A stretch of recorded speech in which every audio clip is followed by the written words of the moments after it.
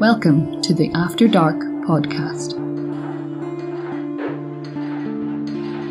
with Anthony James and Konrad. Make sure you subscribe so you don't miss an episode. Hello, and welcome to the After Dark podcast. I'm Anthony James, and that's Konrad. Hello! I think I just sniffed when you said hello, so I apologise for that. It's a professional start. That's all right. You might have noticed last week, listeners, that when we applied the new settings, the noise gates and the noise reduction and everything, I went a little over the top with the noise gates because I was sniffing all over the place. Also, Overzealous editor. Also, you might have noticed me blowing my nose in my Expanse season 4 review, and also at the beginning of episode 18 of the After Dark podcast. You know what? I sorted them both out. They are now ghosts on the internet. However, if you were there to witness them, congratulations. We should offer a prize if someone can tell us the exact timestamp that you blew your nose in the Expanse video. Yeah, exactly. Well, I know it off the top of my head because I was trying to edit that thing out for hours. I was playing it cool in the comments, like, I don't really care. This is, and then I was like, how do I get rid of this? I look so unprofessional. Yeah, that's so mental. Someone commented saying Anthony versus Handkerchief. Anthony won, Handkerchief nil. Nice. Yeah, I got it. It was a tissue, not a handkerchief. I'm not an animal. Okay, so or maybe I am an animal because that's worse for the environment. But anyway, right, Konrad, how have you been this week? Yeah, I've been pretty good, thank you. I got to watch a very interesting episode of Dark. I literally can't think of anything else I've done this week, so it can't have been that bad. How about you? Yeah, doing pretty well. I put a poll up on my Twitter this week that... Now, I didn't tell you about this yet, actually, but I want all of our listeners to start thinking hard and deep. Right? Jesus. Think hard and deep about this question because it really does matter. At the end of this series of Dark, at the end of season 2, Konrad and I are going to finally make a decision about what we are going to be doing for the next sort of set of After Dark podcasts. What show are we going to be doing that Konrad hasn't seen, that I have seen? We're going to make a decision. And what you need to decide, okay? Now, some of you aren't going to have a choice, but you'll know what I mean in a minute. What you need to decide is, are you going to be an Anthony for the next one? Or are you going to be a Konrad for the next one? What our listeners? Yeah, do the listeners want to have seen the show and they can be on my side and they'll sort of know everything that's going on? Or do they want to be on Konrad's side and Konrad will be new to the show again, so they can theorize with him in the comments and things, and they can actually be like up episode by episode and sort of try and predict and be with Konrad, if you know what I mean. What do you think about that idea, Konrad? Yeah, I think that's good. I will make my pitch early to our listeners that the water in the Konrad pool is always a lovely temperature. Yeah, well, to be honest with you, I would prefer more Konrads because that would mean that... Although, hang on, but what I do imagine is I'm not saying everyone, but I think some people might just watch on and then predict in the comments. Yeah. I think this is going to happen, and it's like dead on. I mean, After Dark is about nothing if not the transition from a Konrad into an Anthony by the process of binge watching television shows or watching an episode a week, I guess. It's the opposite of binging, really. Yeah, in many ways, it's a traditional way of watching the show rather than binge watching. But yeah, so if people want to go through that metamorphosis, I'm all for it. Yeah, exactly. And to be honest with you, at the end of the day, as you say, we're all Anthonys. If you want to be a Konrad for a while, that's all right. But you know what? I'm a pretty big guy. My gravity eventually pulls you in. Right. So I just want to say on the poll, it's got 3 days left. When you're hearing this, it will be closed. So go over to my Twitter at @HeyAnthonyJames and see what the results were. So far, there's been 16 votes, and Konrad, more people want to be a Konrad, which is good for me because that means that no one will be able to judge what I'm talking about in terms of the next show. Whereas on this, people can question what I'm saying about Dark because everyone's seen it as well. So I think 37.5% want to be an Anthony and 62.5% want to be a Konrad. Yeah, that's true to life, I would say. Yeah, I would imagine too. Okay, so having said that, that's the poll. Get over there and have a look, see how you went on. Obviously, if you didn't vote in the poll, you can let me know if you want to be a Konrad or an Anthony in the comments this week. Make sure you subscribe to the YouTube channel, subscribe on audio apps. Apart from that, we're ready to get into this great episode, Konrad. What do you think? Yep, let us do it. Oh, let's break it down! The episode opens with a very thematic montage of sort of just the nature of time travel, I suppose, and the nature of time, and everything's going backwards and forwards. What's the true beginning? What's the true end? What was your thoughts on this opening? Well, I mean, it marks the first episode where time has not just kind of flowed forward in a linear fashion. I think Dark has adhered to a pretty strict chronology, albeit with different timelines happening at the same time. They've all kind of followed the same linear chronology. One day follows the next. Yeah. And this is the first episode where that hasn't done that, so it feels like quite a significant departure for the series as a whole. And yeah, the fact that Jonas is now outside of the chronology of the 33-year cycles, and that another time traveler also appears to possess this ability, poses some pretty significant questions, I think, about how and when and by whom time can be changed. So I'm really, it's a really fascinating, start to the episode, and just it kind of works as I suppose it's like a traditional montage as well, like it's a recap of stuff that we've seen and perhaps maybe forgotten, that's gone before us in the last season and a half. So it's a nice little recap. Yeah, that's actually true. Like, because we haven't really had a recap montage as of yet, but we get a lot of other sort of stylistic montages. Yeah. Also, this totally screws up my Egon is dying in the 6th episode theory. Yeah. So thanks, Dark, for completely ballsing up the chronology of your own series, like by just chucking this one in here. Now, guys, do you realize that whenever we ballsed up the numbering of the After Dark podcast by adding in a few random episodes, this is what we were alluding to the whole time?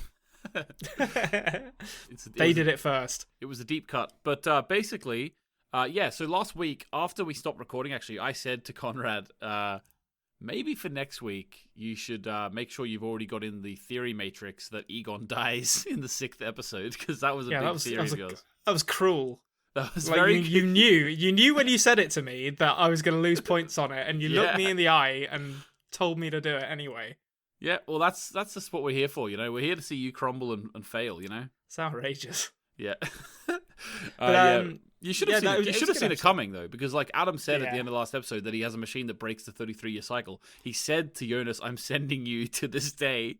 Yeah, but I didn't think we'd get a whole episode of that. I thought it was going to be like, at the end of the episode, he pops up in, 2019 as a kind of stinger, and it's like, da-da-da-da-da-da, and then, but the rest of the episode is normal chronology stuff.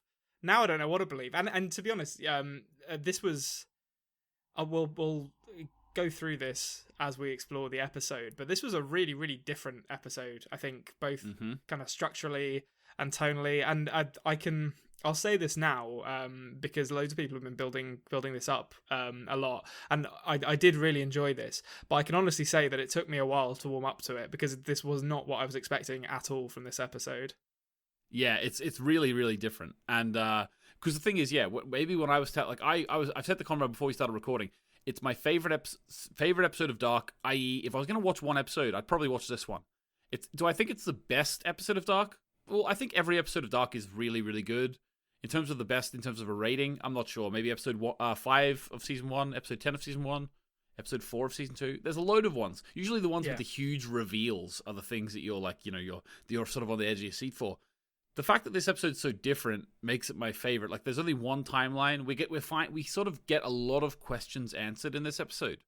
This episode really but only like in the last 10 minutes, really. Like, actually, there is little stuff littered throughout, but I felt like it's almost like kind of a set piece for like the first 50 minutes. It's just like kind of a character play, which will I've got a lot of thoughts on that. I'd like to hear those thoughts. And then in the last 10 minutes, it's like, all right, here comes a certain grey-haired lady to just completely rock the boat by revealing a bunch of stuff. Yeah. Okay, so we'll get into it anyway. I'm sure we'll get some more thoughts out as we go. But Okay, so then the first sort of main scene of the episode is Jonas waking up. It's sort of, I don't know how we'll refer to them. Will we refer to this as 2019 Jonas?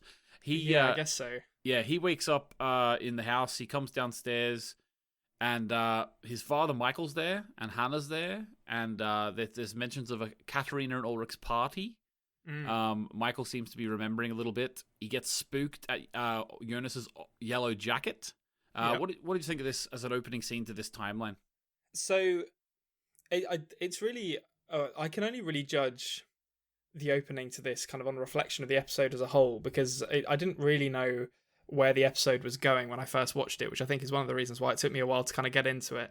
But I think looking back at it, this, not necessarily just this scene, but this kind of tonal feeling throughout this episode, it put me in the mind, I don't know if you've actually seen this movie, but it put me in mind of the epilogue to The Godfather Part 2, where I have seen it, but I can't remember. So basically that film ends, and there will be slight spoilers for The Godfather Part 2, just in case you haven't seen this 1974 movie, listeners, where basically the film ends with an epilogue of the Corleone family sitting down for dinner prior to the events of Godfather 1. Okay. And it's like a really sort of happy occasion between those characters, but it's sort of coloured by the sadness on the part of the viewer, because we know what happens to them, so we know lots of them will die, and there'll be sort of fissures that will form in their relationships which will never heal. And I feel like this episode is kind of trying to achieve the same thing. So it's really an episode of contrasts between kind of what we know the future has in store for these characters and what we are shown. And it's really brilliantly borne out in every minor detail, I think. And to speak specifically for the beginning, sort of Jonas waking up calmly on a sunny day with the power still on and the milk not going off in the fridge to the sounds of is it Nina, the name of the band? Like, same 99 Red Balloons, Yeah, I think that song, was it the one that played when Helga hit himself with the car?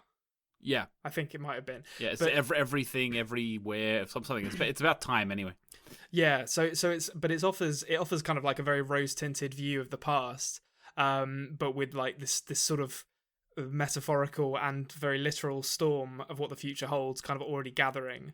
So yeah, it's a really, really sort of pronounced opening. And I love the line. People keep on mentioning it, and it makes sense. But I'm always a fan of some prophetic fallacy. So when Michael tells Jonas it's supposed to storm later, and it was a bit like a "isn't it just, Michael" kind of moment. Yeah. But that's also, to me, it was like the writers being like, it's the summertime. How do we make sure that both Jonases are wearing a rain jacket? Yeah. I get that. Yeah, I'm almost certain that conversation happened in the writers' room at some point. They were like, "Oh no, it's summer.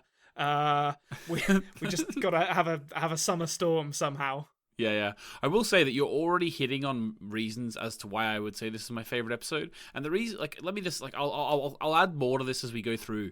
But what I'll say is the fact that you're referencing it there to The Godfather 2, those feelings that you're talking about, and the idea of it being before the coming storm, I suppose, and like sort of the glee or the sort of serenity before the storm of the show.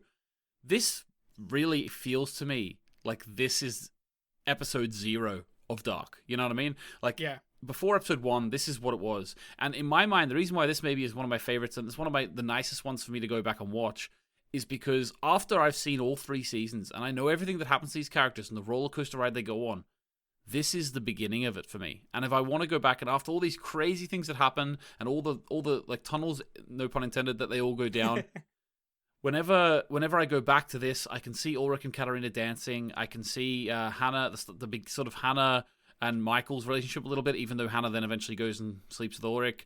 I can see Magnus pining after Franziska. More on that later. Yeah, more on that later. So I can see what, like, the very beginning of everyone, and I think to me that, like, putting this episode 0 in the middle, like literally almost smack bang in the middle of the whole series, was a stroke of genius. Having said that, I understand why you might feel a bit like you've been knocked off the rails of the season for the first half of it. Yeah, I think it's not really a flaw of the episode. It just wasn't what I was expecting. When people have said to me before, or when listeners rather, and you have said to me before, "Oh, this is a really good episode coming up," it's normally manifested itself as like, "Oh, a really kind of dynamic episode with an exciting plot and lots of reveals going on." And this does have a bit of that, but really, as I said before, not until the last 10 minutes, and most of it is just, well, like you've just described. It's like kind of an epilogue and a prologue kind of rolled into one almost, but it's also structured really weirdly because it's right in the middle of of the TV series, so it's neither of those things at the same time. But if it's an epilogue and a prologue, it has to be in the middle, doesn't it? Yeah, I guess that's that's what happens when you combine an epilogue and a prologue. You just get the middle. Yeah. But I definitely think there's something to that sense of it trying to sort of capture a nostalgia for where these characters were. And so it's kind of from the sort of sunny bike ride and the trip to the lake that the teenagers share. Everything's really warm hued. Even well, I mean, we'll come back to it, but even the sex scene is kind of warmly shot despite it being sort of horrific, and it's raining outside at the time, or it's gonna rain outside at the time. But it's a really, really strong opening, and there's a couple of things in particular that I really want to drill down on, but yeah, this beginning is very kind of like it mirrors the opening of the first episode, but it's completely different tonally. Yeah, it's like a reflection of the first episode. Okay, so then on to the next scene we get, or the next plate, we get the date, the 20th of June, 2019, the day before Michael commits suicide. The name of the episode in English is An Endless Cycle. I'm not going to lie to anyone here. I have no idea how to say this in German. I literally can't even guess. I know end is endet, so it's probably like an end something, but and cycle, I'm gonna guess, is one of those words that maybe sounds a bit like it does in English, but I couldn't even begin to formulate a guess without offending someone. Okay, so it all comes down to me and my pronunciation then. Yeah. Okay, ein unendlicher Kreis, something like that. Okay, well, I wasn't a million miles away. Now I'll go slow. Ein unendlicher Yeah. Nailing it. Crease. Okay, perfect. There's my slowed down pronunciation, just so you know I got it exactly right. Yeah, that was perfect. Thank you. Good job. Thank you very much. Okay, so moving on. We get I wanted to just touch on this, even though it's a very small part, and I could have amalgamated it with something else. I wanted to touch on the little trading of glances that Jonas and Marta give each other as they're riding to the lake. Yeah. There's their relationship. There's a couple of relationships in this episode that I feel really work. I think Jonas and Michael is a big one. I also think Jonas and Marta is a great one. It's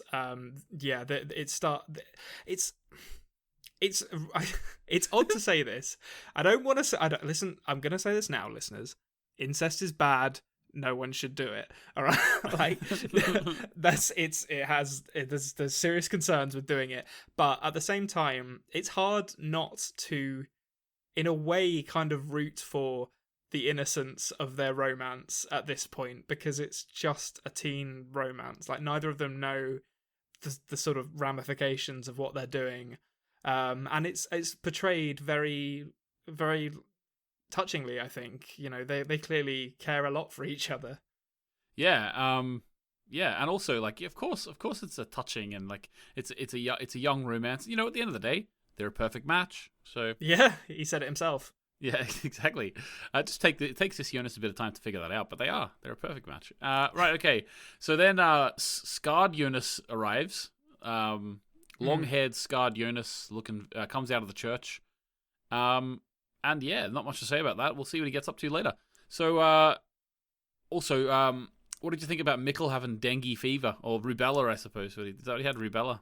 Yeah, he had rubella. I don't know what dengue fever is, whether that's just another name for it. I'm not really sure what to make of that. It just kind of came out of nowhere as a way to sort of keep Mikkel separate from the party, maybe. But it looked very realistic. The makeup on him was pretty disgusting.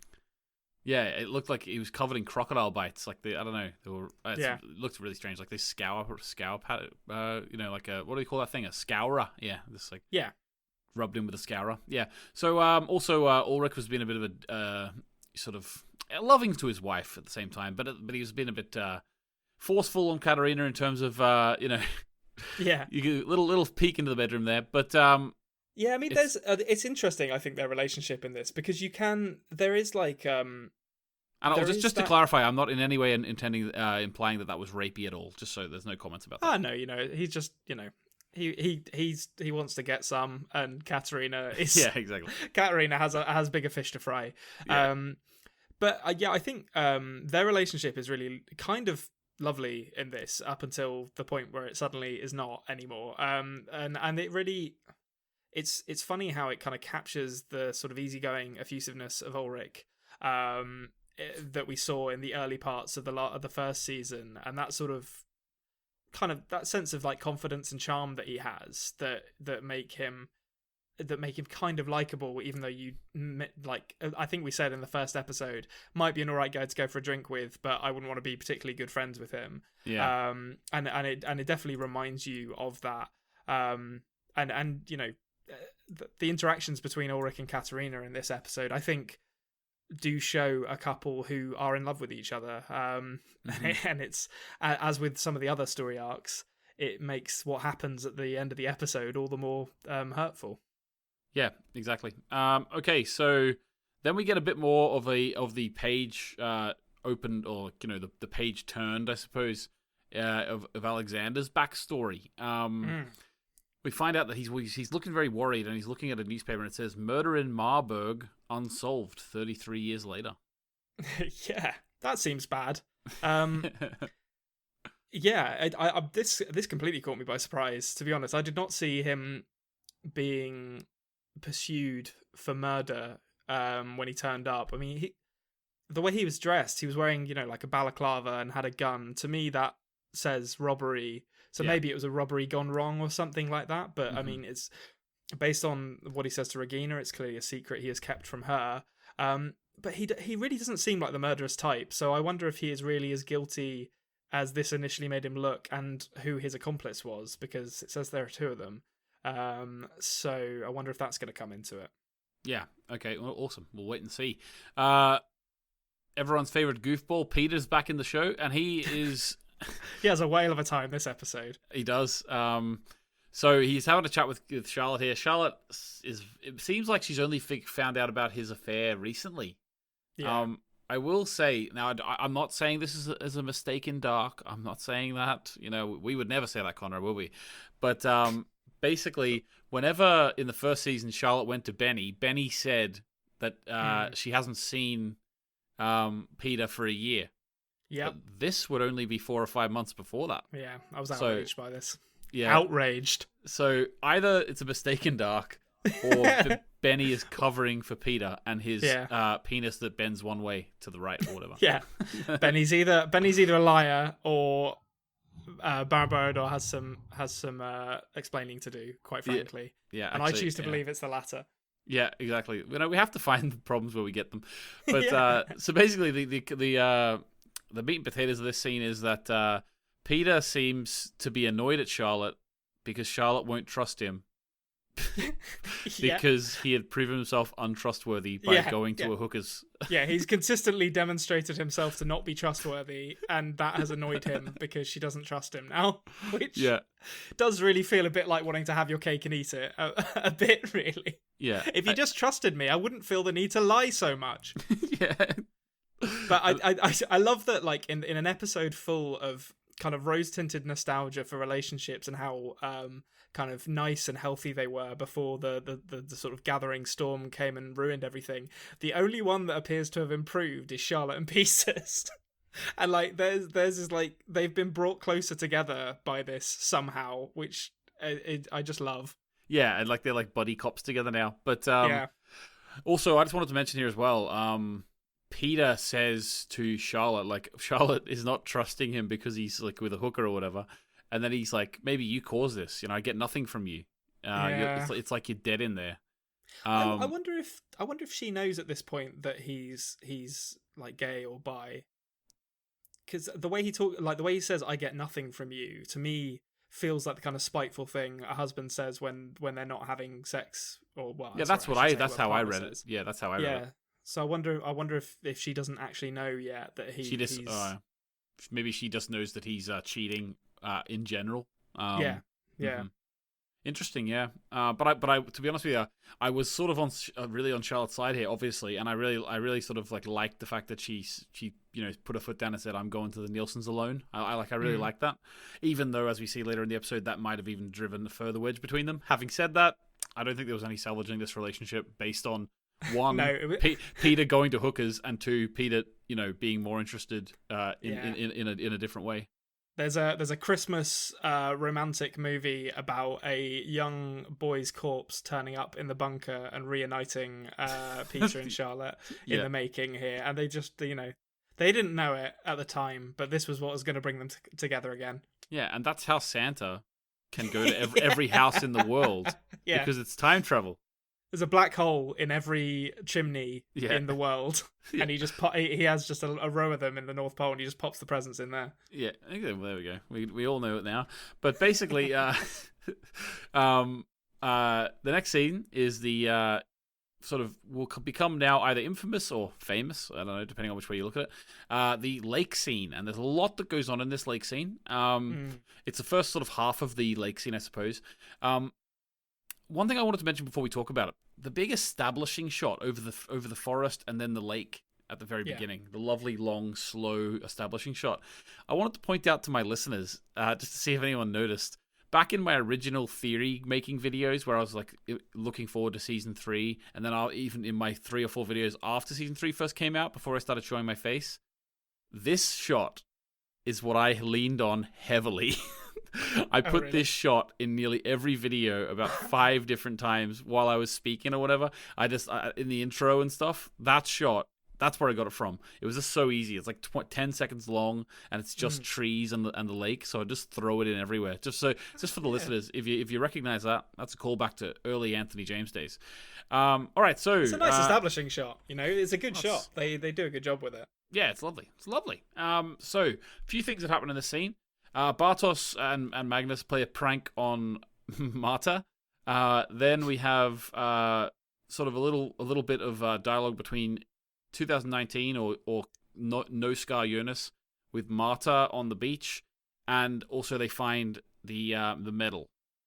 Yes, yeah. So I think I'll probably talk about Jonas and Marta first, just because I think there's probably more meat on the bone of this, although there's some really interesting Magnus and Franziska stuff in this set of scenes. So I think okay, yeah, keep going. So I think their relationship, Marta and Jonas's, that is played really, really brilliantly here. I think the contrast between kind of what we talked about before, like the two kids who clearly like each other but struggle to sort of vocalize it in that awkward way that kids do, is very believable, and those interactions are shot in kind of bright, warm colors, which contrasts really well to the way that the two of them behave in the present day, one of them, I guess, in the present day, and the other one in whatever damn timeline they choose to appear in. But yeah, those two people who are sort of forever changed by the things they've experienced. And it's interesting that pendant stays with one of them for what looks to be their entire lives, and it gives them that kind of material possession, which sort of represents the duality of their relationship, because they still love and value one another. And they will always hold on to it despite the distance, which is usually physical, between them. So I think it's a really well realized love story in this episode. Yeah, I'm glad to hear that. It definitely felt like this works for the background of these two characters, knowing what's come before. Like, I'm thinking of like whenever Jonas came back from 86 in season 1, and it was pelting down with rain, and he said to her, we're not a good match. Do you remember? Yeah. Yeah. And it makes that excuse all the worse. Yeah. Because it was a bad line at the time. Yeah, all the worse for Marta, but really thematically important for us now. Yeah. And I think I don't know if you want to go through all of the sort of interactions that both Jonases have with Marta in this scene now or not. Well, first what we'll do is we'll talk about Jonas meeting the Ulrichs on the road. Is that all right? Yeah. Okay, that's cool. Okay, so Jonas meets the Ulrichs. Sorry, the Nielsens. Maybe Katarina's Ulrich as well. We never thought about that. Yeah, that's true. I mean, there are two Helgas, so Yeah, exactly. there could be two Ulrichs too. Sorry, I forgot to mention. Back in the murdering Alexander scene, that was Yasin. Okay, let's keep going. Oh yeah, that was definitely Or maybe Yasin. Wait, hold on.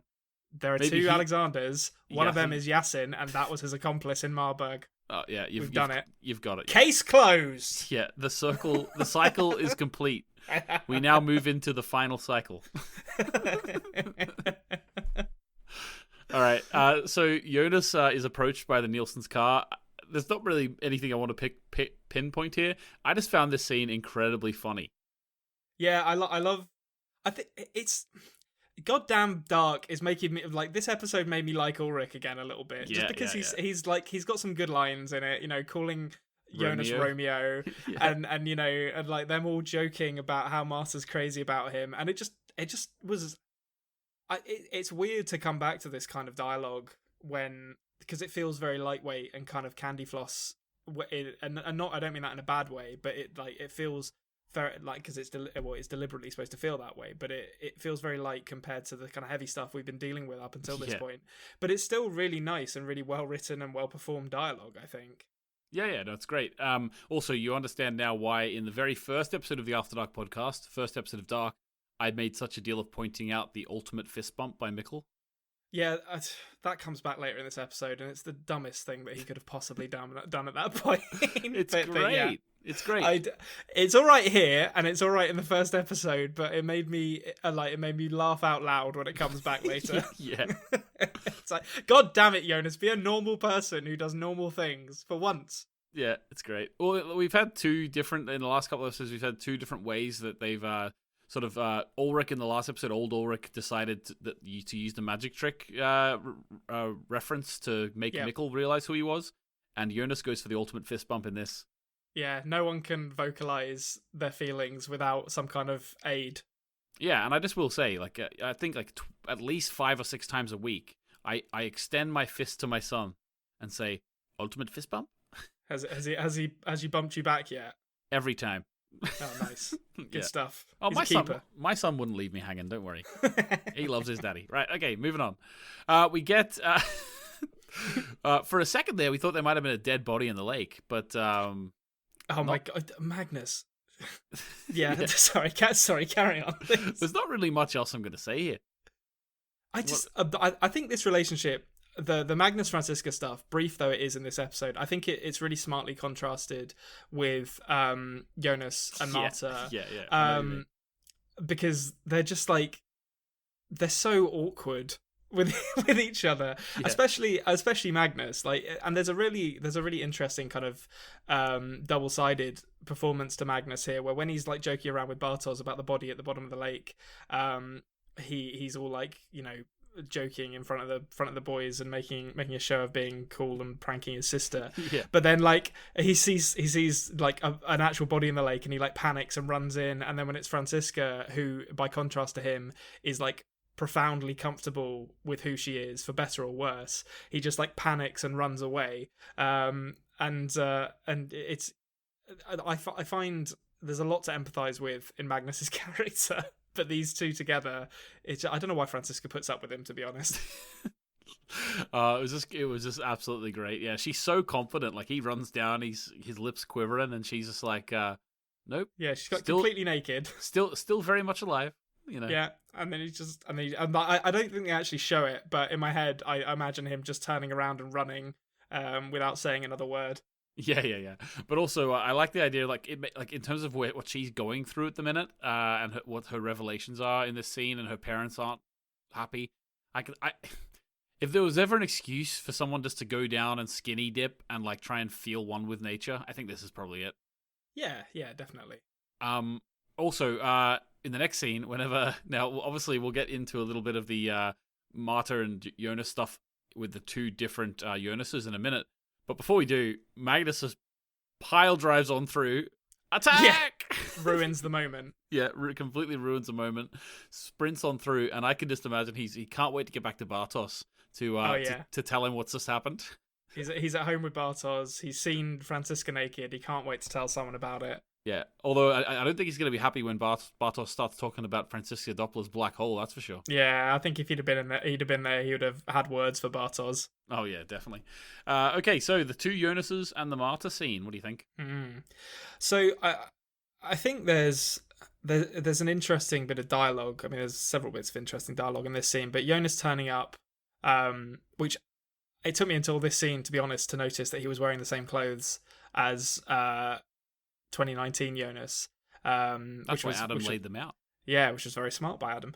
But when he turns up and sort of laments that he thought he still had time, that to me reads as though he was perhaps planning on stopping his past self from sharing this afternoon with Marta, maybe to try and sort of ease the pain that having these feelings in the first place kind of caused both of them.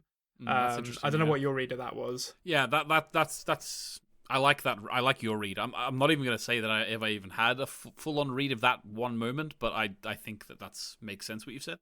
Yeah, I think in the context of where this relationship goes in this episode, I think it's very bitterly ironic that in realizing he has failed to do that, he instead will go on to sort of say, "Screw it, I'm declaring my love for you and kissing you," and in doing that, will guarantee that the relationship will happen, which is about as bitter an irony as we see in this episode. There's obviously one that's a little bit harder than that.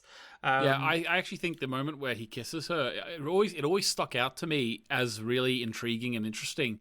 Is the idea that this couple who seem so in love, and like sort of like whether it's teenager love or not, they seem so in love. I think it's really interesting the idea that they didn't actually ever share their first kiss with one another. So one of them had always kissed the other before. You know what I mean? Yeah. Like, so it's an interesting paradox, which it's kind of borne out in their entire relationship, where it's just this thing that doesn't make sense, and they're never really able. I suspect they'll never really truly be able to make sense of the feelings that they have for each other. But it's like a really interesting relationship that underpins a lot of this episode, I think. Yeah, and did you sort of clock the idea that this back in, I think, episode 1 of season 1, we were told they referenced what happened last summer. Were you watching this thinking, this is what happened last summer? Yeah, I didn't see the sex scene coming in this. I thought the kiss was going to be it, and then the sex scene would have happened after they had their conversation in the rain in season 1. But I was definitely looking forward to seeing what actually happened between them in the summer, and it turned out to be more than I thought it was. Yeah, a lot more than you thought it was. Yeah. Time travel and everything. Right, okay, so next scene is one of my favorite. I think I use that. I say that tentatively, actually, because I'm not sure if it's one of my favorite, but I really like what they did. And that's where sort of Mikkel is coming into the house and Michael is hiding from him. And there's like real tension in this scene. But is also a little bit, again, of goofiness. I find that adult Michael is a little bit, he's sort of on the same goofy wavelength as Peter, you know what I mean? Yeah, there's a definite element of not being comfortable in his own skin with Michael. And there's a lot to say on Michael in this episode, obviously. But I think for me, that the main thing that I was feeling throughout most of the episode was that he seems to be functioning relatively well at the beginning, or probably for the first 2/3, to be honest, which is kind of remarkable given we know what he must be dealing with. You know, he's wrestling with the knowledge that he will kill himself tomorrow, based on what he knew as a child, if he even does still remember that. I personally don't think he remembers that. Yeah, I guess actually on reflection, the way he reacts later in the episode implies that he doesn't remember it happened. Yeah. But I mean, he's still, seeing his younger self, which must really mess with your head, to be honest. Yeah. And I think it's really brilliant, his performance in this, because as the episode unfolds, it kind of becomes increasingly hard to pin down exactly why he will kill himself, because he doesn't seem to be even though he's a bit weird, particularly when Mikkel comes round to use the bathroom, he doesn't really seem to be in the kind of mindset to be killing himself. He definitely seems anxious with the prospect of seeing Mikkel, but Yeah. not to the point of suicide. And I think the fact that this question is kind of subconsciously repeatedly asked throughout the episode is a deliberate choice on the part of the creators, and it makes the eventual revelation of the reasons for his death such a hammer blow, especially when you contrast it to stuff like the scene where Mikkel comes out of the bathroom and Michael's there. And Jesus Christ, if ever there was a moment for an Ik Bin Do, that was it, Michael. like, come on. Yeah. Just 3 little words. But instead they just share a wordless gaze that kind of speaks volumes and go their separate ways. There's so many opportunities. I was going to say there's so many opportunities for this to be avoided, but I suppose in the grand scheme of things, there probably actually isn't. It was always kind of destined to happen this way. Yeah, and what do you think about the little detail of Hannah sort of staring at Mikkel and saying, Mikkel's got big, and then he's saying, oh, must be deja vu or something? Yeah, I think it's interesting how the coming storm sort of spreads throughout the characters. So at the beginning of the episode, it's really just Michael who is showing any kind of cracks in his character. And then Marta starts to show them a little bit, and then Hannah starts to show them a little bit, and by the time the storm is rolling in, there are characters all over the place who are showing just how imperfect their relationships are, and the kind of problems that will dog them for years to come. Yep, exactly. Now, I don't actually think that Hannah in any way realized there that Mikkel is Michael, but No. definitely she was having a big old second look there, because she was like, Yeah. I've seen this face somewhere before. Yeah, I think it's just a subconscious feeling. Yeah. But it's the acorn from which a much bigger, like, a tree will grow that will basically completely ruin her entire life. Yep. Okay. Awesome. I'm laughing at me saying awesome there, because I think last week's you said something about like Egon's gonna die in episode 7, and I went, okay, awesome. Moving on. Yeah. So it is involuntary sometimes. I'm just looking for any word to move the conversation on. I hope I took that to mean that Egon's gonna go out like surfing while like drinking beers and like AC/DC plays in the background. So that's what I'm expecting to happen for Egon's death roll. Yeah, like at the end of the episode is like real tense music, like the nurse is saying the chemo is going to be rough. Yeah. So you got a choice. You can have 6 more months with very rough, very hard chemo, and then it cuts to him surfing. Yeah, just like, thunderstruck down, down, down, down, down, down. Yeah, that's what I want for Egon. Yeah, definitely. Okay. All right. So then we get. Oh, jeez. Do you not feel sorry for Bartos here? We've all been there. Not in the slightest. Bartos... Not in the slightest. Come on, we've all been there. Yeah. This scene, it is hard to watch. To be honest, it's like his. Oh, bless him. He's trying his best. He's trying his best. So he tells Marta that she looks good with her hair. Yeah, good compliment. Nailed it. Yeah, well done, Bartos. And she's just like, thanks very much. I've just kissed like a crazy time traveler guy, so I'm sort of busy. I love the I mean, it's a real aside as well, but I love the revelation that he can't come to the party and because his parents are having their own party, and there's like a brief cutaway, I think during the montage, where it's just him and his mum and dad sat having dinner, and it's like, oh, great. Yeah, but it makes complete sense. Like, Regina is in no way going to celebrate Ulrich and Katarina's anniversary. Like, he's not allowed to go around to the Nielsen's. That's forbidden. Yeah, exactly. It's great. Okay, so a little bit more development into Alexander now. Just he's calling up Vola and saying, "Look into it." We still have nothing on their relationship. I hope we get more. I feel like we're not that far removed from the apocalypse now, and like I really would like some more on Vola and Alexander's relationship. Yeah. Also, they don't. As far as I'm aware, Vola isn't in this episode at all. No. So they don't even know that he was actually speaking to him on the phone. It could have been anyone. It could have been anyone. They avoided showing him with both eyes. Do you notice? That's a good point, actually. Yeah. That's great. They would have had to show him with both eyes. Okay, so we finally get to the party, and A few things I wanted to point out before. I'm sure you've got a lot to say about it. I loved Katarina in this scene where she's sort of floating about the party, and she's full of personality. Yeah, and the camera like follows her so brilliantly as well. Yeah, and she just seems like a lovely person to me. Like, I don't know, I was like, she just seems like the heart and soul of the party. So a few things I wanted to point out. Well, first thing is Katarina's favorite song is "Heaven Is a Place on Earth." Yeah, I've got some thoughts on that. Don't you worry about that. Okay, so you got some thoughts on that. Okay, good stuff. Yeah. And the last thing I just wanted to mention is that this is the moment in the episode where I realized all of the different adults, and children, I suppose, as well, and teenagers, but mostly the adults that's focusing on this scene. This shows all of the different relationships in the adults and how it sort of was. It wasn't fully harmonious, obviously, because we've got the Charlotte and Peter stuff going on. There does seem to be something between Hannah and Ulrich, but there is a lot more harmony between these adults in the town of Winden here compared to what there will be in a few months. So I sort of like being there's a hell of a lot more. Hell of a lot more. So I like being in that sort of little harmonious zone for a bit. So what about you? I'll just let you go on the scene in general, but if you could start off there. So I love this scene. This entire episode kind of functions as a set piece in and of itself. Like, I feel like you could show this episode to someone who hadn't seen Dark, and it would still function as a dramatic thing that exists on its own. Obviously, the context of the time travel and what comes after this and before this it improves and enriches it massively. But it just as a piece of drama, this works really, really well. Yeah.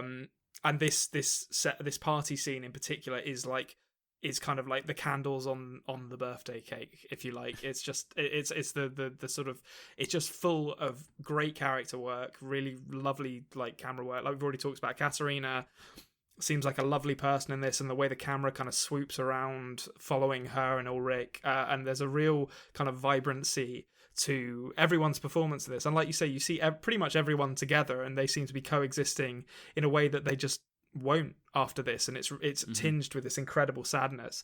Also, Hannah brings the biggest bloody tiramisu I have ever seen to this party. Like, how on earth did she make all of that in a day? I have outrageous. And also Hannah, it really, really mirrors Hannah bringing the tray bake or whatever it was to Katarina. That's a good point. After Mikkel went missing.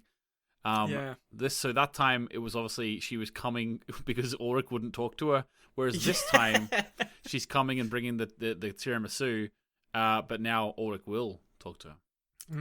More than that. So basically, as soon as I heard a song with the lyrics "We'll make heaven a place on earth" as one of its main lyrics in this, my mind immediately went down a big rabbit hole, and I've come to the conclusion, based on nothing other than that Katarina's parents are in the Sigmundus cult, because there's no way that was just there by accident, and we haven't met them. So I think Katarina comes from Sigmundus cloth. So I'm going to be keeping my eye on that one, and we know they're abusive as well, which fits the bill for Sigmundus types as far as I've seen. So yeah, I'll be interested to see what happens with that. Interesting. Okay, I like that little theory. Wasn't expecting that theory. It wasn't based on anything. I just like when I heard when they I can't remember the name of the song. It's Heaven Is a Place on Earth. I don't know. Heaven is it just Heaven is a Place on Earth. It might be, yeah. But it's a good song. It's Katarina's favorite song, in fact. It's also a song that my first son, child one, used to. It was one of the first things he would laugh at in his life. Like when he was a little baby, we would sing that song to him, and he would laugh. Yeah. Don't know what's so funny about it, to be honest. It's a great song. His sense of humor has grown. Yeah, he needs to develop. Yeah. So I mean, this scene is like really, like, from a compositional sense, it is fantastic. Like, the blocking of the actors is great. There was a question I wanted to ask you about this, actually, because I don't know if it's potentially a translation thing, but I didn't understand the moment where Katarina kind of walks past Tronte telling Magnus that he deserves a driver's license for that. I don't. Is that him like saying he's going to buy him a car or something? Yeah, maybe. I can't actually, because I watched it in the dub version. Oh yeah, of course you did. Yeah. I can't actually even remember what they said in the dub version, to be honest with you. But it's just Jana and Tronte congratulating him and mentioning a driver's license. But I don't know. It seemed like a weird aside, like we were sort of getting the end of a conversation, and I feel like I haven't been told the beginning of it yet. He wasn't talking about Francisco, was he? Maybe. You'll need a driver's license if you're going to go check out naked babes at the lake more often. Yeah, No more cycling down. Toronto was going to get his hedge clipping shears, but yeah, he's like, listen, if you want to get in a lady's good books, you got to go around and trim their bush. That's like that's step one. Toronto knows. He's been there before. Also, just so you know, whenever I was talking about Toronto and Yana earlier in the series, where I was saying, "Do you think we'll see them again this season?" I forgot they were in this episode. I mean, yeah, I was stunned to see them, to be honest. I was absolutely convinced that the first time we were going to see them in this entire season was going to be as the meteor falls on Wyndon, just like looking up and like, oh, balls. And and mushroom cloud. But actually, to be more sort of serious about your question, I think that that literally was just them showing that, you know, it's not a dead party room. Like, they're having a conversation that we didn't hear. You know, like I think that we're not supposed to know what the rest of them are talking about. I mean, if you want to theorize based on that, you want to say that Magnus will get a driving test at some point. That's cool. But Magnus will learn to drive at some point in Dark. I'm calling that now. Yeah. If we see him driving a car, that theory is not correct. Still, we need to see him getting the test. Yeah, we have to actually see him having it stamped. You know, it needs to be official. I don't just want him to be driving just for the sake of driving. Yeah. But yeah, this is a great scene. As I've said, like I think the never going to give you up returns as if to mock us for asking Dark to have some integrity in its dates. It's the writers laughing at us, being like, "Yep, this came out 2 months after we showed it in the 1986 episode, but screw you." Yeah, well, you know, it is like it's okay here though, but yeah, they're reminding us about that. Yeah, definitely. Yeah, it's just there's so much to talk about in this, and I don't want to go on about it too much. So I'll come back to the outside stuff maybe when we get to it in the chronology of the episode. But it just kind of feeds so naturally into that scene, and that scene is also amazing. Yeah, awesome. Okay, so next we get the scene we were talking about earlier with the ultimate fist bump, and Jonas finally sort of gets to he sort of is reunited with his father after experiencing his father's suicide a year before. What do you think of this original sort of "Hi, I'm back, Dad" sort of thing? So I think this kind of scene begins with a really nice shot of the Karnvald house with the storm approaching, and then it's followed by a mirrored wide shot of Jonas walking kind of determinedly towards it. Which the shot itself has really great composition, but I think on reflection, once you've seen the whole episode, the thing that I really love about the opening to this scene is that Jonas doesn't know it yet, but he is actually the storm, and like he's the one who's bringing all of these problems to Wyndon by the looks of things. Yep. And I just love the moment where he stands in his bedroom for the first time in the best part of, I guess, probably over a year at this point, or close to a year. Well, I think it's 7 months or so, 8 months. Yeah, I guess it's still like 8 months, but because it really captures that feeling. To me, it felt like that feeling like when you go away to university or something and then you come back home and it both is and isn't home anymore. Like he knows this place and he feels kind of comfortable here, but it isn't his home anymore because so much has transpired. And then when he turns and just like desperately hugs his dad, it's so touching. Mm-hmm. And then on reflection, it's so sad based on how this episode ends. Yeah. And yeah, the ultimate fist bump is just stupid. I love it. Like, it's ultimate fist bump, thunder rolls is perhaps one of the dumbest things that could have possibly happened then. But I do kind of love it. I love obviously the acting of these two actors here. Lewis Hoffman is the name of Jonas. I don't know the name of the man who plays Michael, but as you said earlier in this episode, it's so believable, this relationship, and they do such a good job of acting opposite each other. Jonas in particular in this scene really starts flexing his muscles in terms. He's a really good crier. This actor. Yeah. Oh, absolutely. Yeah. Yeah. Like there's certain actors who just have a thing that they're amazing at, and this actor is definitely a good crier. Also, I like the fact that Michael immediately is regretful, and he starts, he starts apologizing to him. It's like he hasn't been able to admit even to himself for the last 33 years who he is. And then his first instinct when it's out of the bag is to apologize to his son, Oh, yeah. The second hug they share after the kind of ultimate fist bump bit, where it's actually, there's sort of a shift in the dynamic of the scene. It's actually Jonas embracing a sort of desperate Mikkel then. And when he, like, oh God, when he says, "forgive me," as he hugs him, it's just so hard to hear because just knowing where his character is going at the end of this episode, and he's okay, maybe he doesn't remember exactly what's going to happen to him tomorrow at this point, but knowing it and knowing that he is still the one who's asking for forgiveness is so sad. And it really is a tour de force of these two actors just playing off each other. And as you say, Lewis Hoffman, by the end of this kind of arc in the episode, he has turned in some absolutely stellar performances. Yeah, he's amazing. Katarina gets pulled away from the party, and she's in the bed with Mikkel. Ironically, this could be seen as maybe something that led to the Hannah and Ulrich happenings. Obviously, we're not placing any blame at Katarina's feet, but if she was if she was present in the party, that might have not happened that night. But also, I like the idea that if she had known what was happening downstairs in that moment, she would have been furious and she would have been down there beating heads. But in the present day, where we are at the minute in 2020, if she looks back on it, knowing what happens to Mikkel, she would 100% choose to be in that bed with him. Yeah, I think that's a really interesting observation, actually, that if she could choose how to redo this, I think she'd probably still choose to do it the way she did, just to cherish every moment that she gets with Mikkel. Yeah, exactly. That's what I was thinking too. Okay, so then we get Marta and Jonas. We can touch more on the sexy time. We can touch more on.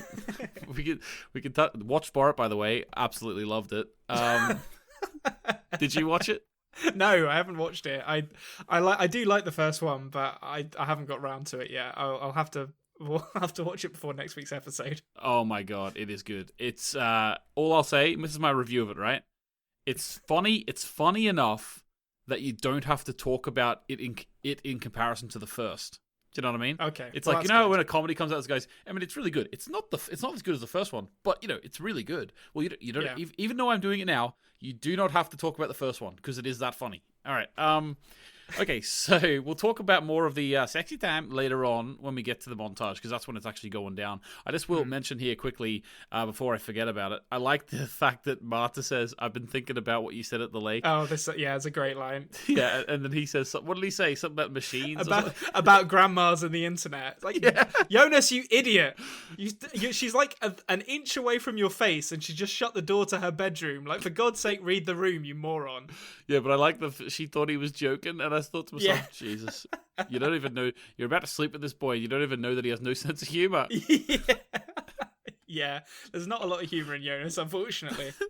All right, so then I think we could probably talk about the Jonas and the Michael scenes in, like, sort of around the table in entirety now, if you want to. Yeah, I think that makes sense. Yeah, so I'll let you sort of attack it if you want. I don't know which order you want to do it in, but I'm happy to go wherever you want to go here. Okay, so I think for me personally, I think it was around the time that they are sat around the table and Jonas vocalizes that he's here to stop Mikkel from killing himself, that it dawned on me that he had probably been lied to, and that he was going to have to make sure it happened. That's a point in the Matrix, though, isn't it? It is. It is a point in the Matrix for Adam lying to him. Yeah. But I did also put a point, one in the Matrix for Jonas will stop Michael from killing himself, but it will not fix the timeline. So that's I've broken even on that one. Yeah. I hedged my bets, and this is what I get for it. But it's.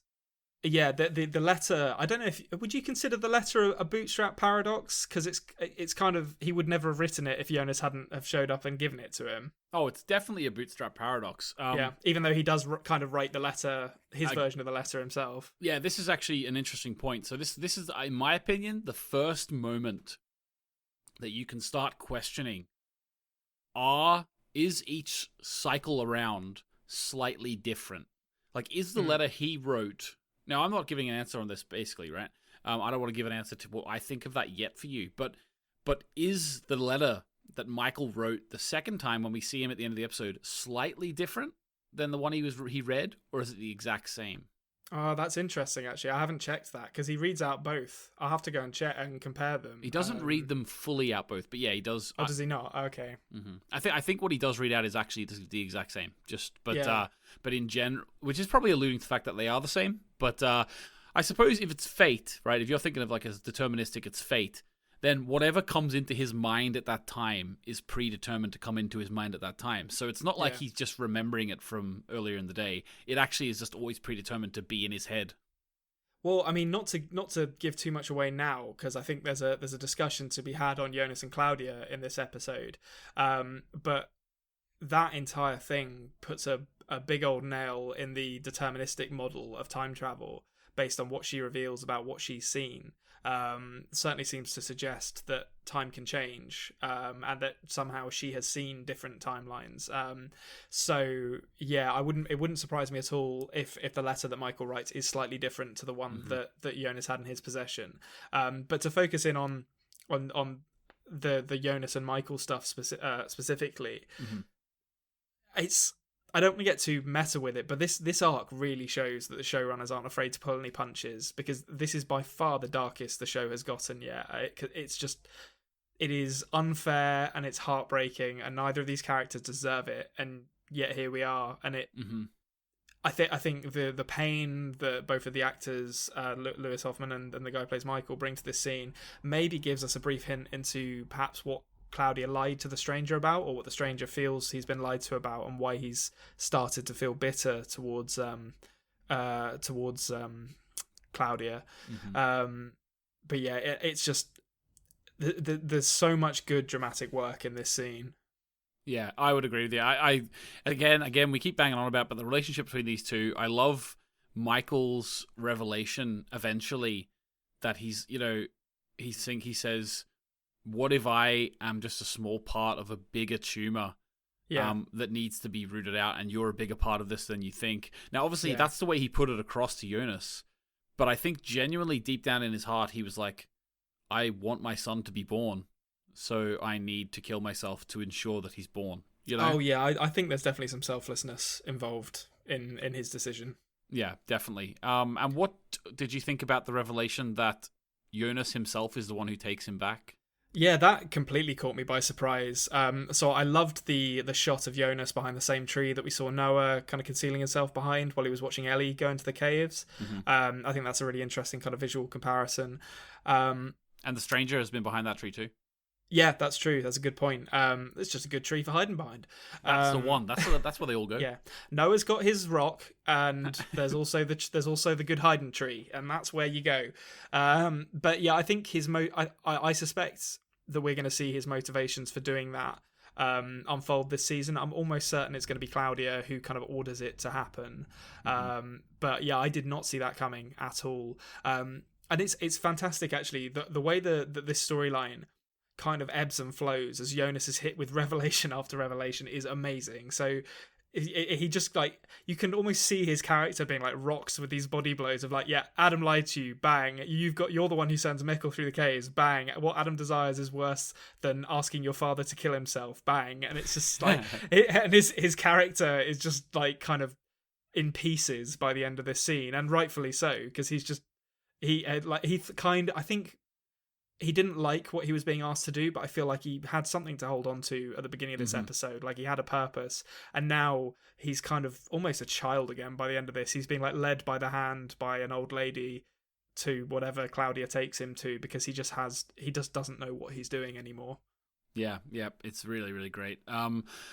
Again, I think as well, like, this conversation with him and Michael couldn't go up there as one of the really great dialogue scenes of the show. Like the Claudia and Egon scenes from a few episodes ago. Like, there's a few, especially in this season, just one-on-one dialogue scenes, which have just been absolutely incredible.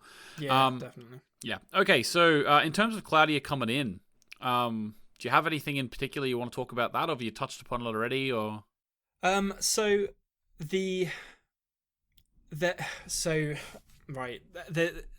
asks a bunch of questions, Claudia coming in. So it's impossible for them to get to this date from where the cycle currently is, because it's already gone past this date. So the only way to get to I should preface that by saying it's impossible to get to this date using the Tannhaus machines that can only travel in the 33-year cycle, because you'd have to, I don't know when this is happening in the correct timeline, if you like, or the correct chronology, but it would only be possible using that machine to get to the 26th of June or wherever we are.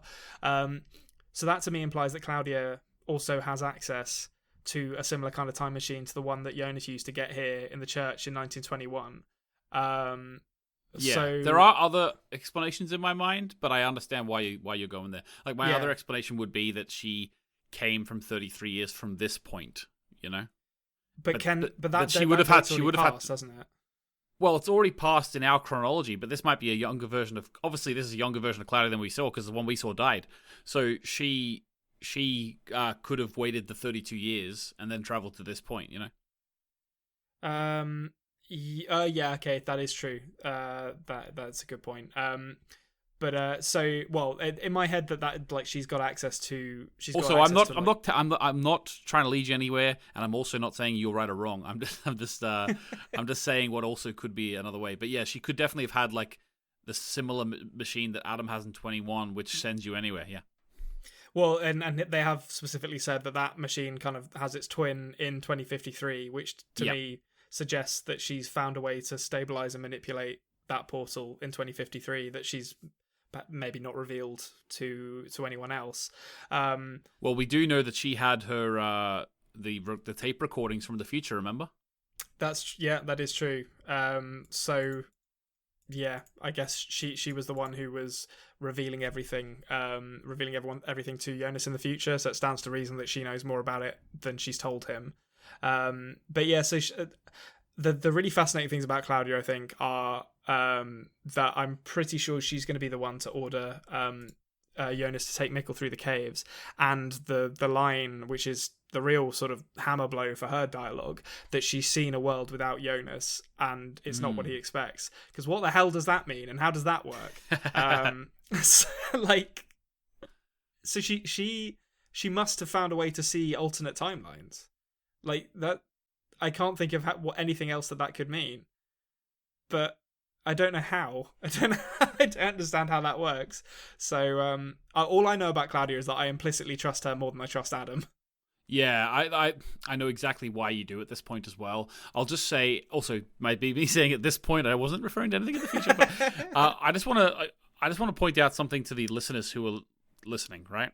I'm sure the listeners do listen. That's what they do. But I should hope so. Yeah. So what I'm gonna tentatively avoid trying to give you any clues. Okay. So I'm not going to ask you to clarify the difference between a timeline and a world for purposes of the theory matrix. Yeah. So you don't have to do that. I just want to say from this, I'm going to be, just for the future, I'm going to be quite loose. If you want to make a prediction, I'm going to be quite loose in terms of my interpretation of that prediction after we find out stuff. Do you know what I mean? Okay. Yeah. Because there's no way that you can predict things based on terminology. So you just have a go at something, and then I'll be loose on my interpretation later. Okay. Nice. That's good to know because I need those points. Yeah.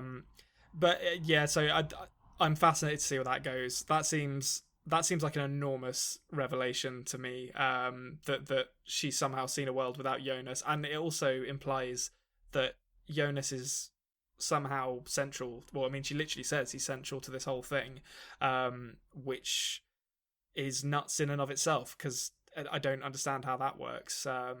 But I think the main thing, actually, aside from all the crazy revelations, and I do love that this episode is kind of reloaded with just revelation after revelation, and it's basically just Claudia turning up, flipping off the audience and being like, what up, here's all the story stuff, and then just leaving. But there's been like this sort of ongoing metaphor with a lot of the characters in Dark of kind of children waging war against their older selves, and in a lot of cases it's kind of a metaphor. It's this idea that when you grow up, it leads you to becoming a person who would disappoint your younger self, which, you know, is represented, I think, in characters like Ulrich and Hannah, and the sort of more grounded characters, which it is ridiculous to describe Ulrich and Hannah as grounded characters when they have traveled through time at this point, but here we are. But then to have that metaphor kind of demonstrated literally in Jonas actually having to literally fight himself is a really cool way of exploring the metaphor, I think. Yeah, okay. All right, I'm happy enough to leave that there. I'm sure we're gonna get a fair bit of questions in the Friday question and answer video, so we'll leave that there for now, and we'll come back to it later. I can't wait. Okay, so Then we get the scene outside the back of the Nielsen's house with Hannah and Ulrich on the swings. Oh, it's the best scene of the episode, hands down. Yeah. Yeah, it just So it's good, we have nothing to say about it. It's just like, well, yeah, I don't even know where to begin with this. Right, like it's. I wonder if this was actually shot outside, because it's the way it's lit is so good. It's a wonderful shot with, you know, Hannah in her red dress on a brightly coloured swing set as the storm kind of rolls in, and they're lit by the flashes of lightning. And then when Ulrich joins her, the sort of the visual language of it speaks to me of how kind of utterly outmatched they both are in the face of this. And it's just these two characters who aren't really main characters anymore. I suppose you could say Ulrich was a pretty main character in the first season, but he definitely seems to have assumed a bit of a more secondary role in the second season. And these are just two characters who we both know will be consumed by the storm. And there's nothing either of them can do to change it. And in my opinion, you have really the two different reactions to that knowledge that you would expect to see in these two characters. So you've got someone who will basically do nothing, which is Hannah, and someone who will rage against it in the case of Ulrich. And they're both equally helpless in reality. And it works brilliantly as a kind of visual metaphor for what this storm is going to do to the people in Vinden, and it also it works as a mirror of the one they had at the bus stop in 1986. And it's such a beautifully shot scene. It's beautifully realized in both the performances and in the dialogue. And then the storm soaking them both as they kind of share a look, which tells us all what they're going to do, and then they ruin their relationships. Yeah, and I really like how you're sort of phrasing the whole episode as sort of the coming storm, because it is at this moment when the rain starts pouring that it's like, okay, this is the town starting to take form of where we met it at the start of season 1. Yeah. Yeah, like literally like tearing itself apart. Yeah, definitely. It's great. Did you pick up on Hannah referencing Ulrich from 86 from the first season, saying that she... Yeah, no more Vinden. A world without Winden, yeah. Yeah, like that's the exact conversation they had in the bus stop. And the look he gives her tells me that he remembers that conversation, which I feel like... We give Hannah a hard time sometimes in this show. I think we talked about it in the last episode, how she seems a bit parasitic, like she doesn't contribute very much on her own. But she's not... I don't feel like she has gone out of her way to try and seduce Ulrich here. I think there is definite... I mean, I think there isn't any kind of adultery, but particularly in this case, I think both sides are very complicit in allowing this to happen. There is an undeniable connection between these two. Oh, 100%. And I to be honest with you, I'm just going to nail my colours to the wall here. And I don't care if anyone thinks that it's just me being, very silly or biased in a certain way. I honestly think that in terms of adultery and affairs, women get a bad rap for that all the time. Like, I think that a lot of the time, for no reason whatsoever, the blame is laid on the women's feet when it's a joint venture. Yeah, I mean, it takes two to tango, quite frankly.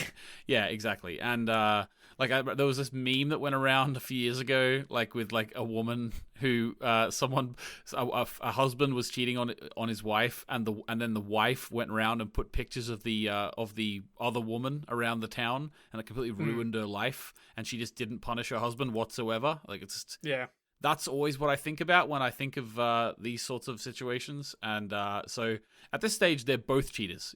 So we've got confirmation of that now. Michael is still alive. They're both cheaters. Yeah, and I wonder. Like, obviously, we've seen talking about Michael still being alive. Like, we've seen the picture of the family with Enos still in one piece, which I guess was confirmed in the first episode, because I think we saw it there as well. But I wonder if this will be part of what leads to the fracture with Enos. In fact, actually, I'm going to check now. Did I put that she would cheat on him before he died in my theory matrix? I don't know if I did. We definitely talked about whether it did happen before or not, but I don't know if you actually made a prediction on that. In terms of the picture, I think that it's very evident that there's going to be a big fallout now. Whether they'll flesh that out fully or not, it doesn't really need to be. But at the same time, I like to imagine that, like, Michael's will, he left everything to Enos, you know? Yeah. Just to, like, he just revealed that he never actually really liked Hannah, and they were just together because she tolerated his magic tricks. Yeah, she thought he was cool. Yeah. How cool am I now, Hannah? But that's like, he told her from day one, you know, don't call me cool. My name's Mikkel. So he didn't like it. He hated her for that. Yeah, exactly. All right, so after this, we get the montage. So I'll quickly run through. We get Hannah and Ulrich finally going at it. We get Katarina and Mikkel sleeping in the bed. We get Franziska seeing her father going into the prostitute's caravan. Yeah. We see Charlotte home alone. We see Peter laying on Benny's chest.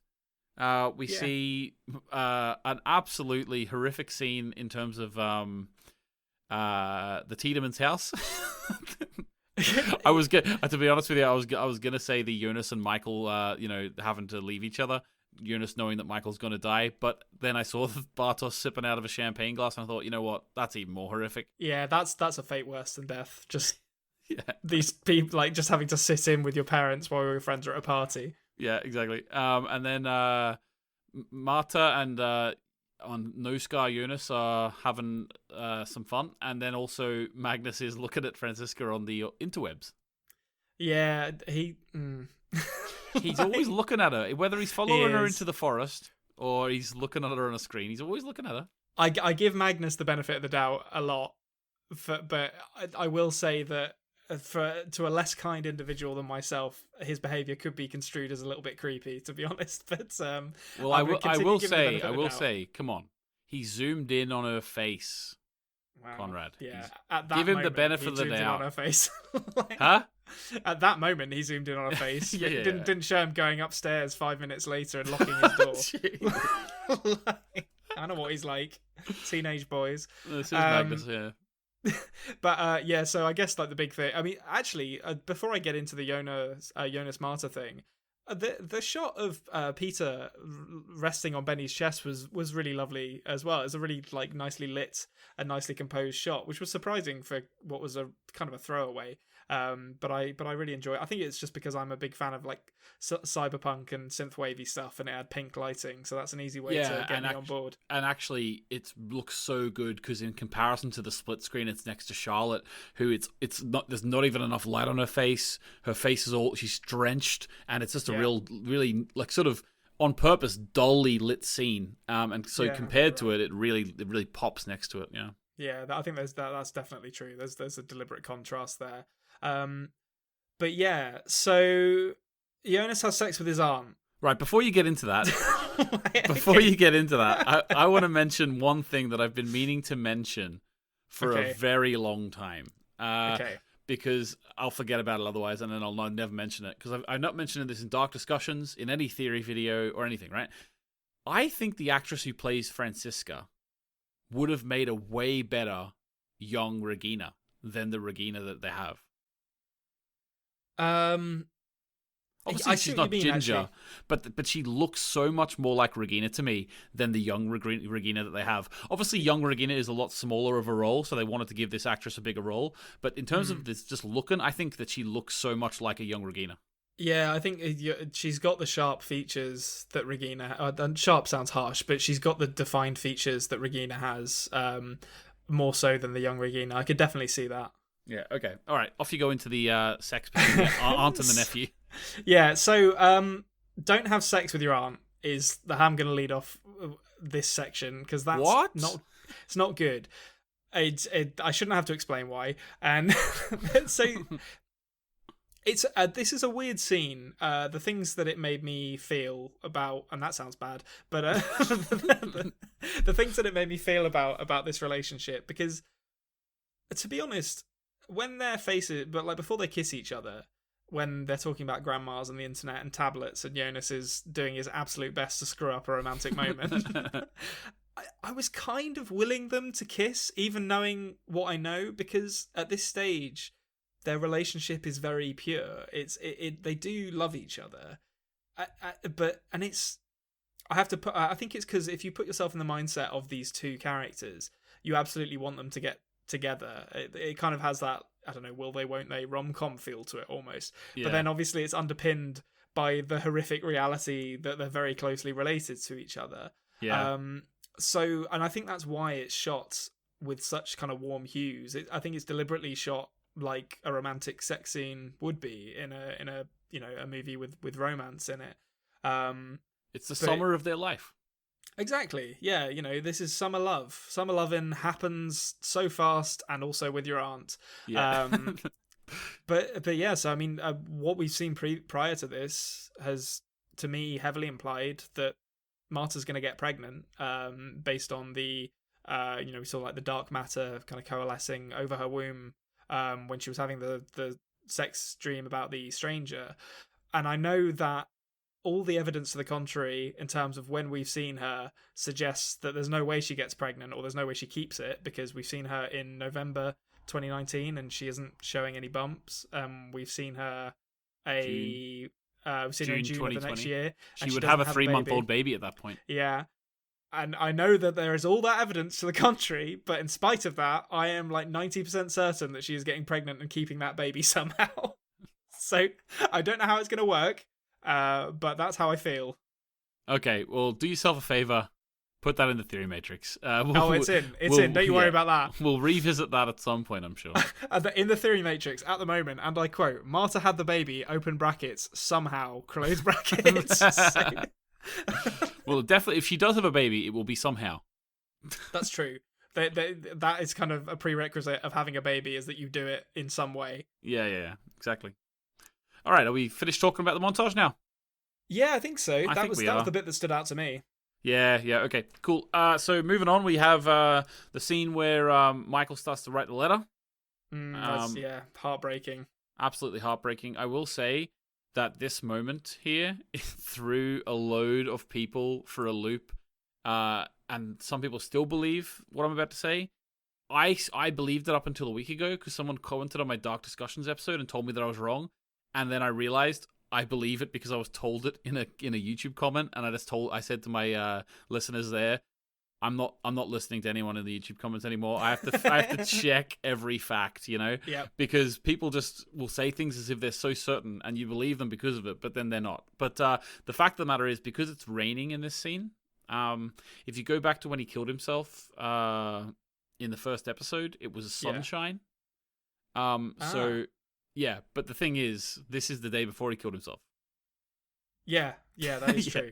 He didn't kill himself till tomorrow, so he's just writing his suicide note ahead of time. Yeah. He needs to be prepared. But the thing is, he's writing it while it's still fresh in his mind.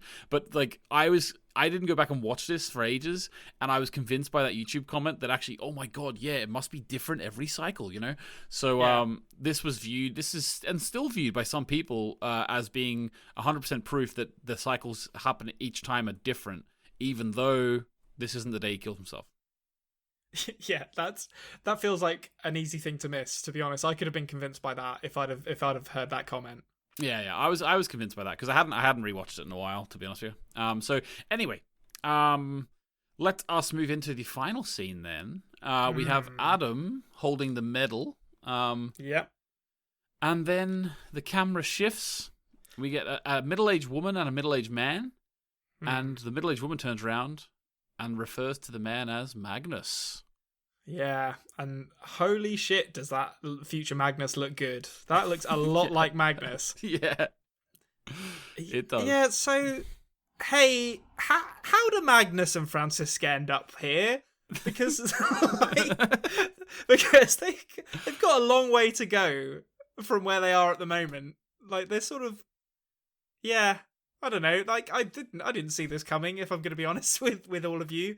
Like, I was just, I thought there were going to be some, I figured there'd be more Sick Mundus people. I didn't, I'd like, to be honest, if you'd held a gun to my head and say, name characters who are like the least likely to get involved in the Sick Mundus stuff, I think Magnus and Franziska would have been pretty low on the or pretty high on the list. I think the only person who'd be higher than them is probably like Benny and Voller, as like unlikely to get involved in the Sick Mundus stuff. But yet here we are. Okay, so we've been asked before, but before, like, there's been one or two times whenever there's been a reveal, and I went back and shown some of the clues that were laid for this reveal. So I could maybe point out to one for you anyway. If you go back and have a look at the Sick Mundus photograph, Yeah. This gentleman who looks very like Magnus is actually standing right next to Adam in the photograph. Oh, is he? Okay, that's cool. Yeah. So, and it does focus on that photograph quite a lot. So if you had picked up that man looks like Magnus, you might have been able to pick up on this. Like there definitely was. Now this is one of the reveals that there very much was very little foreshadowing for, but that was definitely a bit of it if you would notice, because they are so similar, the actors, that there is some people did notice that. You know what I mean? Yeah, that this is another case of the casting in Dark being absolutely dead on. That guy looks like the father of the actor who plays like a young Magnus. Yeah, he does. He looks absolutely incredible. It's spooky. Like Francisca, less so. I think. Well, I've assumed that the woman is Francisca. Yeah. I guess it hasn't been confirmed yet, but those two feel like they're just going to end up doing everything together. By virtue of the fact that Magnus follows her around like a puppy. She looks a bit less like Francisca to me, but yeah, the Magnus casting is amazing. Yeah, it's great. And also, some people in real life don't look like they did when they were a teenager anyway. That's true. Yeah, that is true. I don't get it. I don't understand how he's getting from where he is to here. Like, I can't wait to see it, but it's completely caught me off guard. Yeah, like there always seems like some of the things that are being revealed in this episode, it almost seems like there's not enough time left in like 2 episodes and then also only 8 next season to actually finish this. Yeah, like are they just going to be like Magnus accidentally stumbles through the cave twice and and ends up in the 20s, and I was like, well, I guess I live here now, and then gets taken in by the Sigmundus guys. Yeah, and he's like, "Oh, Jonas, haven't seen you for a while. How'd you end up here?" Yeah, I bet Magnus strikes me as he's not dumb, but I could see him being polite enough that when Adam is just like, "Oh yeah, I'm Jonas," he just accepts that it's the same Jonas that he's friends with and doesn't question it any further, and just treats him like a 17-year-old boy, despite him clearly being a man in his 60s with horrible burns. Yeah, exactly. Right, okay. Roundup time.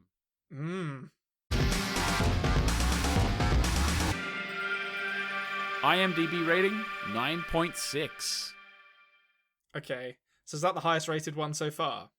Maybe of this season, but I don't know. Overall, I don't think so. I think there was a 9.7 or 8 one, I think. Okay. Episode 5 of season 1, I think, was really high. Yeah, I think this deserves a lot of the praise that it gets. I think it's worth going into it with the knowledge that it's very different, and that it's very sort of character heavy, because if you don't like that kind of stuff, if you're into Dark for the dynamism of the plots and the big reveals and all that kind of stuff, there is some of that in here, but it's all very backloaded, so you might find yourself getting a bit bored with some of the character work. But having said that, I don't think anyone realistically would get bored with the character work in this because it's so good. So yeah, I think that's a fair rating for it. I'd probably rate it higher, to be honest, if there's another one that got 9.8. Yeah, and also I would say probably your expectations of this being, like, because I said it was one of my favorite episodes, like, it just shows you what your expectations of what my favorite episode would have been. Yeah. It shows how poorly I think of you. That, yeah, you were like, no way he's caring about the character work. This is gonna be this is gonna be bang, bang, bang. It's gonna be explosions, and there's gonna be Egon surfing to AC/DC, and it's just gonna be nothing but that. At the same time, if that did happen, that would probably turn into my favorite episode. If that happens in episode 7, that's my new favorite episode. That's all I'm saying about like what I expect from this show going forward. Yeah, exactly. Okay, so having said that about it, like, sort of in terms of it being like it's a different type of episode, it definitely is very, very high quality. When you look back on Dark, some of the episodes might be hard to distinguish between each other because it's just, that type of show where it's sort of a constant feeling, constant dread, constant everything. This is an episode when you look back, you will remember season 2, episode 6. You will remember this episode and what it was, Yeah, absolutely. I think that's very fair. Okay, what are your overall thoughts or theories coming out of this? I don't know. We've talked about quite a bit of theories, but yeah. So I suppose I've got like 4 big ones that I've kind of already mentioned before. So the Katarina's parents are in on the Sigmundus stuff based on purely the song that plays at their anniversary party. I'm sticking with that until proven otherwise. I really want that to be true because that I'm would be desperate an for that to be absolutely true. fantastic guess. If I call that based off of that one song, I am gonna give myself so many points in the Theory Matrix. I'm gonna award bonus points. Marta had the baby. That's the other one. I don't know how that's going to work. All the evidence to the contrary is very strong, to be honest. But my first thought was, you don't show a woman getting pregnant unless you're making a story, or imply, I guess, a woman is getting pregnant unless you are making a storyline out of the pregnancy. So I suppose it's possible that she loses the baby. But the sort of meta-analysis of that plot line makes me think that something's happening with that baby. Okay. And then the Claudia stuff. So Claudia saying she's seen a world without Jonas, to me, says that she can somehow see or has seen alternate timelines, and I don't know how that works. I have no idea how that works, but I can't wait to see more of that, or see if I'm even remotely close to correct. And also that she's going to be the one who tells Jonas to send Mikkel through the caves, which I don't think that's much of a theory, because he's with Claudia now, so I feel like that's all but confirmed. But, to be honest with you, I would agree with that. It seems that way at this point, doesn't it? Yeah, but so those are the big ones. It was there was like big plot stuff in this. It was less fodder for theories than kind of confirmation of existing ones. I ticked off an awful lot of theories from the Theory Matrix in this episode, so it was really, I'm not going to say satisfying because I got a lot of them wrong, but but it was conclusive. I'll say that much. Okay, awesome. Right, okay, so I'm going to give you all a little treat now. Oh, with a segment. Ooh. What the dub? This week in What the Dub, it's come back, guys. Oh What my the God. Dub, it's back. Don't call it a comeback. Yeah, it's been here for years. Yeah, so What the Dub is back. So this is actually, I don't know whether, no, you can tell me whether this is a praising of the dub or slagging off the dub. I'm not sure, actually. I don't really know where this fits, but I thought I should mention it.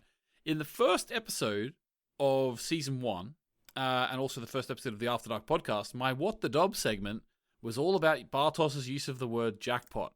Oh, yeah. Because in the German, he goes, jackpot, right? Yeah, I was listening out for that this time, and it was still as good as I remember it. Yeah. I love that they included it. Yeah, it's great. It's in like the flash, that really makes that scene just Bartos being as shitty as he possibly can. Yeah, jackpot. But basically, in what I complained about in episode 1 of season 1 was that he said jackpot like that, right? Yeah. Which was completely wrong. Yeah. Now I don't know if I can even do what happened in this episode justice. But they did it differently. Yeah, that's the thing. They did it differently. So that's the thing. It wasn't actually him saying jackpot again. They didn't use the German jackpot. They didn't. But he actually, I think he went something like jackpot. Oh, okay. So he leaned into it a little bit. He leaned into it a bit, yeah. Which made me think, maybe this is confirmation that the timelines can change. You know what it made me think? It means that it made me think that between the seasons, the actor who played the dubbed version of Bartos actually watched the first season of Dark. Yeah. And then was like, let me take another run at that line, and still screwed it up. Yeah. It was getting better, though. It was getting better. I don't know if he'll have another opportunity to get it right. Yeah, I hope we revisit that scene again in season 3, and that's when he really nails it. Yeah, but yeah, jackpot. That's one of my favorite. I just wanted to talk about such a line. Yeah, I just wanted to talk about that again, to be honest with you. But right, so that was What the Dub. Konrad, a welcome return. A welcome return to What the Dub. Konrad, I've got another segment for you. Holy smokes! I don't know what it is, but when I kiss you, it's like I'm kissing my brother. This week in Wincest, we are going to talk about Marta and Jonas getting it on. Bow, bow, bow, bow. That was my Marvin Gaye attempt. Right, okay, so we've actually talked about this quite a bit, but I thought we should mark it with Wincest anyway, because I think this is probably the first on-screen piece of incest we've seen in the show. So you said that you think there might be a baby coming. Now that would make that baby a product of incest. Yes. Here's my question to you: Magnus and Franziska are somehow in the 20s. We also Yes. know that Magnus and Franziska are related; they're second cousins or something. Yes. Do you think that they're going to have kids in the past? Oh God, I think they probably will. I mean, they stay together, like, so it stands to reason that they probably would have kids, and we know that the Sigmundus guys like to, recruit kids young into their cults or whatever it is to indoctrinate them. So I think it stands to reason they probably will. Yeah, and I just want to, yeah, it does stand to reason they will. So I'm looking forward to hearing about that. But I just want to say as well, I just basically confirmed that is Franziska to you, but I will also just say to the audience who are yelling at me right now, come on. I mean, like I said, like Magnus has only got eyes for one woman. It was always going to be Franziska. Let's be honest. Like, there's not. It's more believable that somehow they go from where they are now to having travelled back in time to the 20s, serving a doomsday cult, than it would be for Magnus to find a different girlfriend, as far as I'm concerned. So, yeah, and I'm just going to say this, right? And this might be spoiling something for Konrad. I've never actually fully unspoiled something for you, but you can deem this if it's a spoiler or not, right? The fact that that's Franziska was so expected for us to know that I think the reveal, in quotation marks, that it's Franziska comes like way into season 3, where they just refer to her as San Francisca in a very normal way. So yeah. there was never that reveal of that being Magnus is also a reveal that that's Franziska. Yeah, yeah. I mean, it's like they come as a package, as far as I'm concerned, which is funny because we did say earlier in this season when they were doing like the kind of couple dynamic stuff that it's nice that they don't just treat them as one. But I feel like, they got their moment in the sun, and now they're kind of like, yeah, Magnus and Franziska come together. That's just how it works. Yeah, exactly. Okay, so just to finish off this Wincest segment, if Marta has had a child, yeah, where is that child? What are they doing? What's going on? Okay. I don't really have a theory for this, so I'm going to pluck something out of the air, and it's going to go in the Matrix, and it's probably going to cost me points, but I've had some joy with Hail Marys before, so I'm going to go for another one. Okay, so let me just work this out in my head. So Jonas is Katarina's grandson, which would mean that a child of... I don't know how this would work, really. Would that make a child that Marta has by Jonas her granddaughter or her great-granddaughter? Both. Yeah, I guess both. So, Yeah. Okay. So... I'm going to say... Oh, this is going to get so messy. Okay, I'm going to say that she has a baby, and it goes back in time to become... Or it is taken back in time to the 20s to become one of Katarina's parents. Oh, Like, that's my... I'm just there's literally... You want to know how much evidence that is based on? Absolutely nothing. Like, I feel like I made a joke earlier in this season about how everyone is a Nielsen, and the more I watch of this show, the more I am absolutely convinced that literally everyone is a Nielsen apart from Claudia. So,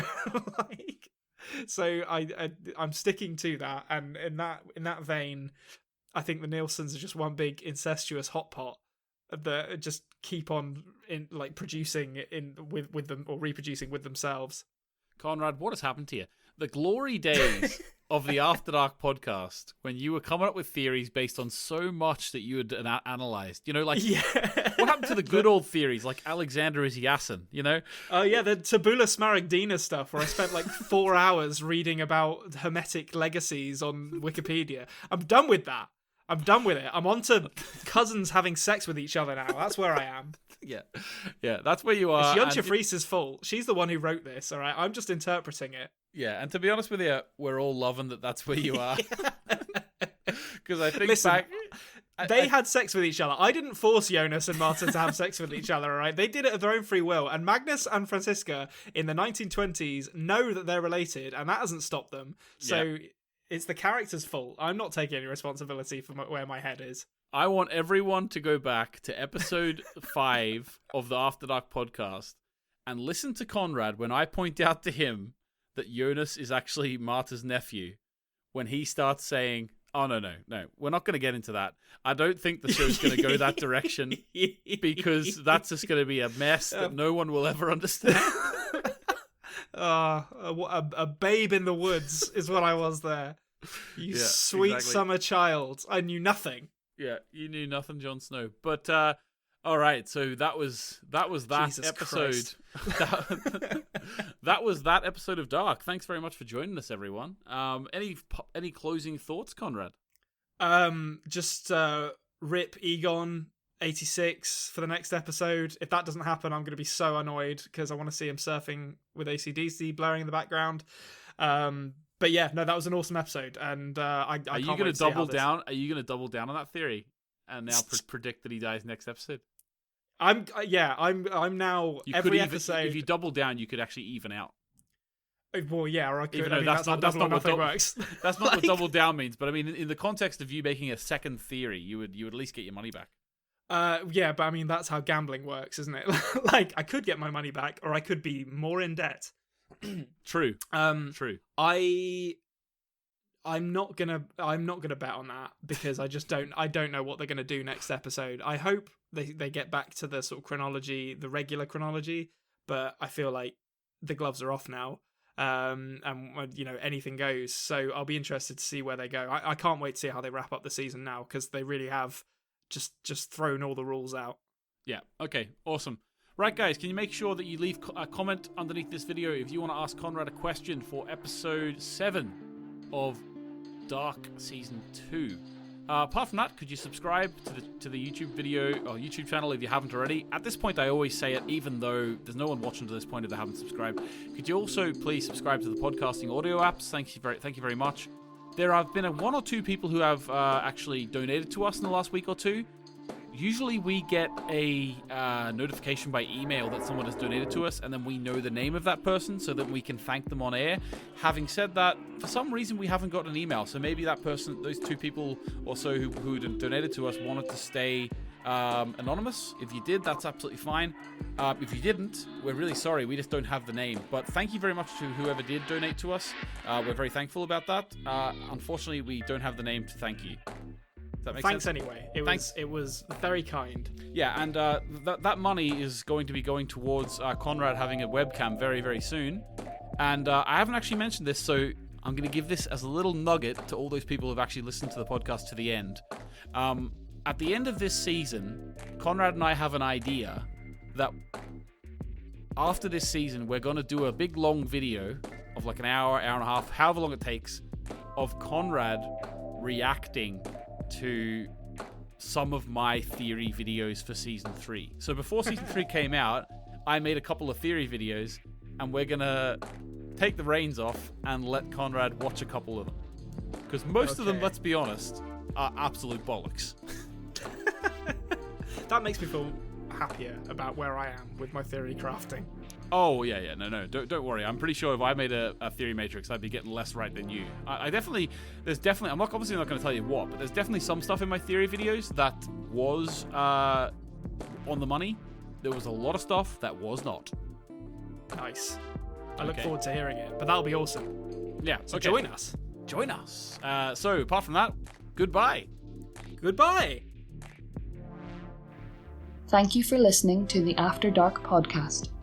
Make sure you subscribe so you don't miss an episode.